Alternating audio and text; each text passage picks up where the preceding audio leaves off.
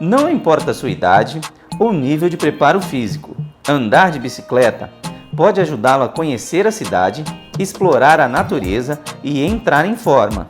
Mas você sabe quando a bicicleta foi inventada? Sua invenção é um tanto curiosa e, a princípio, tem como origem os efeitos colaterais de uma das maiores erupções vulcânicas da Terra, a erupção do Monte Tambora, em 1815.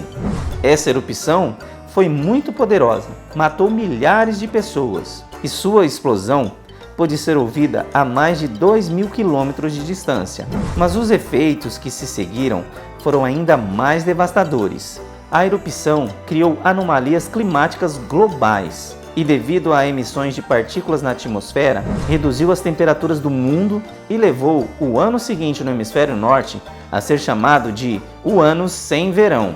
Isso em 1816. Isso provocou a morte de milhares de pessoas devido à falta de alimento, pois as culturas agrícolas colapsaram. Os animais como gado, ovelhas e os cavalos morreram, resultando na pior crise de fome daquele século XIX. Mas e onde entra a bicicleta nessa história? É que em meio a toda esta calamidade, haviam poucas alternativas de energia animal para o transporte e, portanto, era urgente criar novos meios de transporte que fossem menos sensíveis à fome. E aí que entra em cena a criatividade humana. O barão alemão Friedrich von Drais seria o cara que ficaria conhecido como inventor da bicicleta. Isso em 1817. Sua invenção, conhecida como máquina de correr, era completamente feita de madeira, tanto o quadro quanto as rodas, que eram impulsionadas pelo operador com os pés, enquanto deslizava pela estrada sentado nela, igual ao carro dos Flintstones. O conjunto da roda dianteira também tinha um guidão que permitia um pequeno movimento para alteração da direção. Ele obteve uma patente deste modelo em janeiro de 1818. Uma outra versão sobre o motivo da sua invenção seria que ele queria poder percorrer os seus esplêndidos jardins de maneira mais rápida e sem se cansar. Mas, aparentemente, a primeira versão é a que parece ser mais plausível, né? A bicicleta, então, se tornou muito popular no verão seguinte, em 1819, com vários fabricantes na Inglaterra e na França fazendo as suas próprias versões. Na França, ela foi batizada de Velocipede, que do latim seria pé rápido. E o próximo passo, já que tinha que ficar empurrando com os pés, foi a adaptação dos pedais. E é aqui que surge um daqueles choques de versões, popular e polêmico. A princípio, em 1839, o inventor escocês Kirkpatrick Macmillan teria sido o primeiro a criar um sistema de alavancas e pedais para velocípedes que permitia impulsionar a máquina com os pés levantados do chão.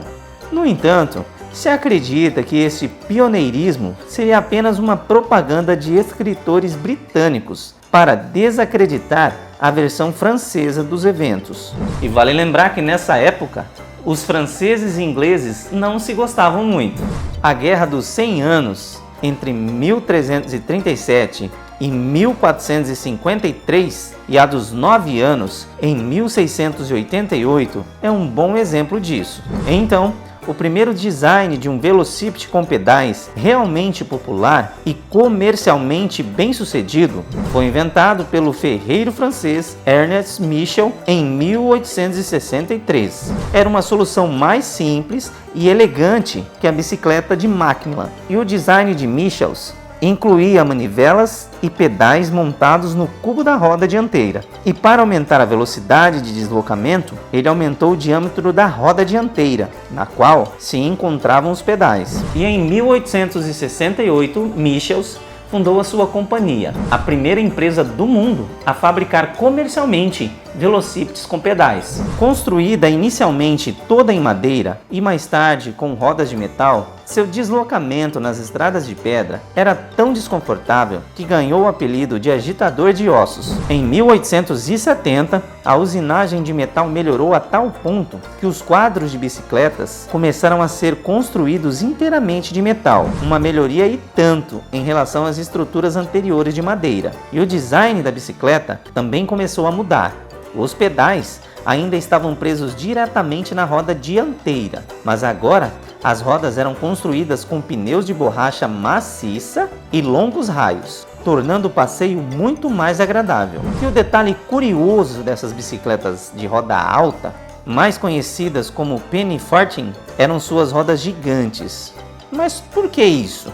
É que os inventores na época tinham percebido que quanto maior a roda, mais rápido a bicicleta poderia ir com uma pedalada. E como as pessoas sempre adoraram a velocidade, a roda ficou maior, maior e maior.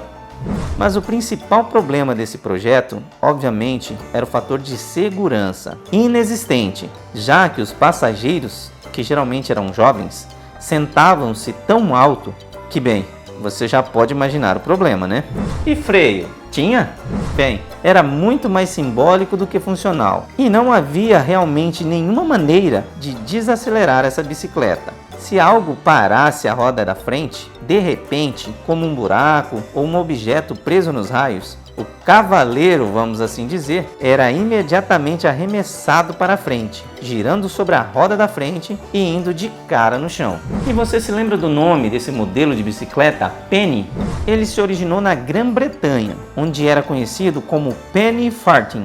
Isso se deve à sua semelhança com duas moedas britânicas, penny e a farthing, uma muito maior que a outra.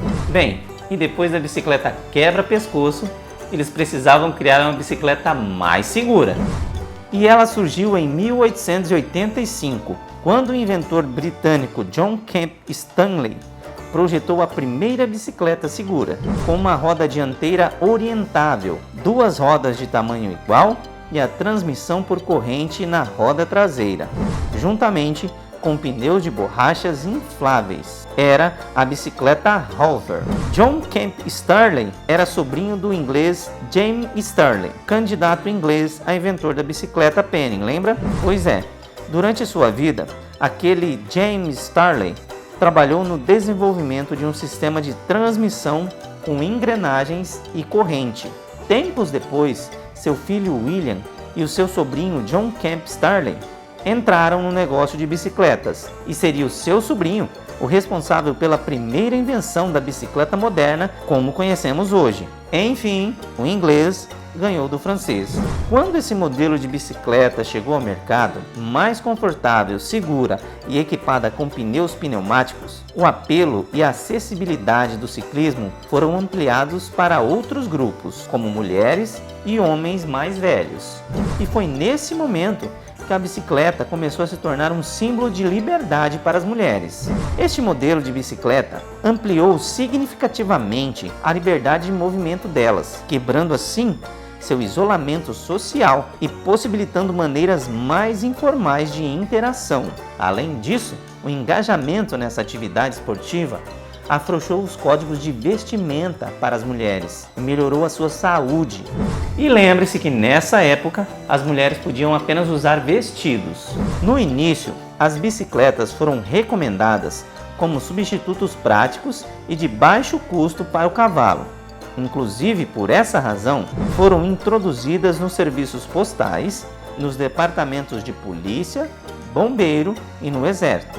Mas logo acabaram conquistando o público geral e se popularizaram como um dos meios de transportes mais queridos entre as pessoas. Por fim, deixo uma citação atribuída ao cientista Albert Einstein, que gostava dos benefícios mentais de andar de bicicleta. Ele dizia: "A vida é como andar de bicicleta. Para manter o equilíbrio, você deve continuar andando." Pense nisso da próxima vez que você andar de bicicleta. Não se esqueça de se inscrever no nosso canal e deixar aquele like. Até a próxima!